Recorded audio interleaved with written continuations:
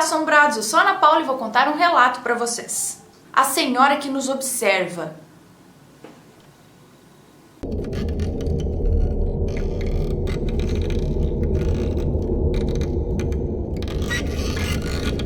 O moço que nos conta esse relato tem 32 anos, é divorciado e tem 2 filhos. E ele mora em Goiânia. Quando ele tinha mais ou menos 21 anos, ele conta que estava dormindo no quarto dele, que é esta foto, com a namorada. Namorada essa na época, com a qual ele se casou, teve os 2 filhos e logo depois se divorciou também. Então ele estava dormindo quando ele acordou no meio da madrugada e se deparou com a imagem de uma senhora. Ele viu uma senhora em pé no quarto dele que observava os 2 dormindo na cama. Ela olhava os 2 na cama dormindo e também olhava os porta-retratos que estavam na penteadeira, nos pés da cama. E ela ficava assim, ela olhava para os 2 dormindo e olhava para as fotos na penteadeira. Olhava para os 2 dormindo e para as fotos. Ele ficou extremamente assustado e acordou a namorada dele e contou o que ele estava vendo. Imagina a situação, né? Amor, acorda aí que tem o espírito de uma mulher aqui no quarto. E é óbvio que a coitada da namorada dele não teve coragem de olhar para aquilo que ele estava falando que estava lá. Então ele pediu para que os 2 rezassem juntos. Ele pediu para a namorada, vamos rezar. Então os 2 fecharam os olhos e começaram a rezar. Imagina a situação, galera. E diz que durante a oração ele transpirava muito, mas muito mesmo, ele jorrava suor. Em alguns momentos da oração, ele abria um pouquinho o olho assim para ver se a senhora ainda estava lá. E ela estava. Pô, não era uma aparição assim, não era alguma coisa que você abre o olho, você fecha o olho e de repente, não tá mais lá. Não, ele viu. Aí ele deu tempo dele falar para a namorada o que aconteceu, ela ainda estava lá. Eles fecharam o olho fazendo a oração, abriu o olho, ela ainda estava lá. Foi quando, do nada, ele e a namorada pegaram no sono. Olha, eu tenho visto bastante relato que acontece assim, você tá numa situação que você tá vendo um espírito de repente dorme. No início eu achava que quando era assim era balela, sabe? Falar, não sei se isso é verdade, como que uma pessoa pode dormir numa situação dessa? Afinal de contas, você tá, o seu corpo tá em alerta, é um instinto de sobrevivência, ele não vai te dar sono no momento em que você precisa lutar, que você precisa correr daquilo, né, porque é uma ameaça pra você, você tomou um susto, então o teu corpo não vai relaxar e dormir diante de uma situação dessa, não dá pra imaginar, não é lógico, mas as pessoas dormem.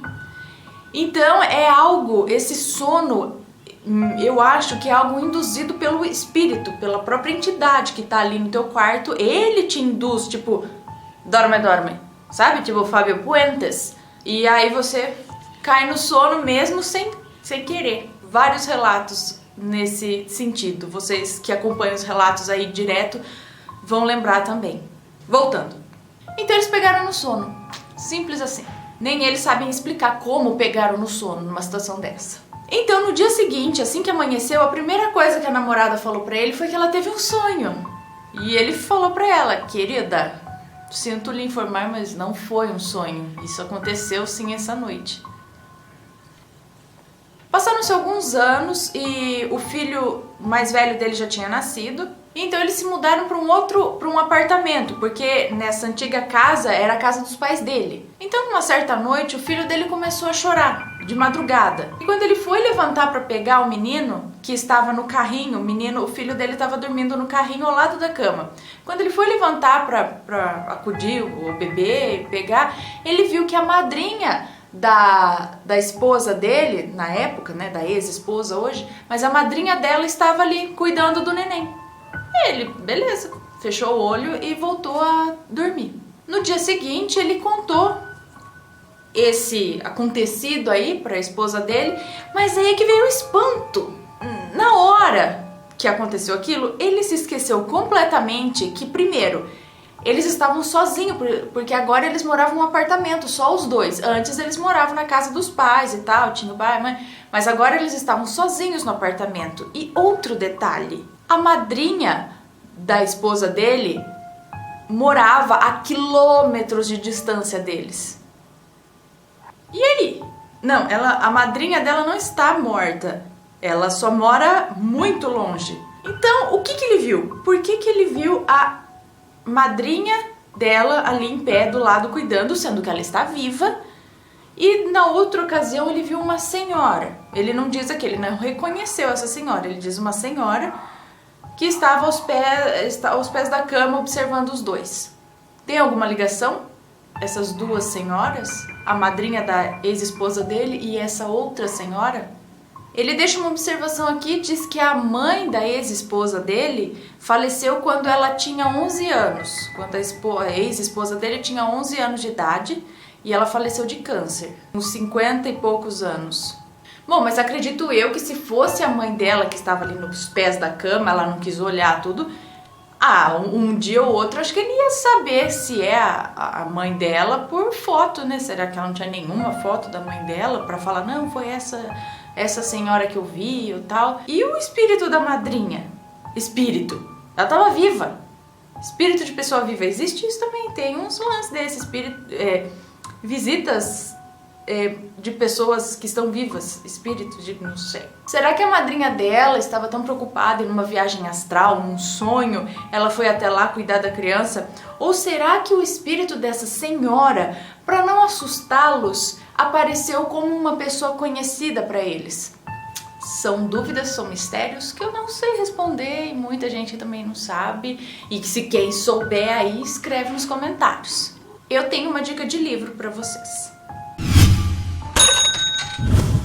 Em Busca do Perdão, do James Van Praagh. Este é um livro usado, mas ele é muito legal, está em ótimas condições, viu?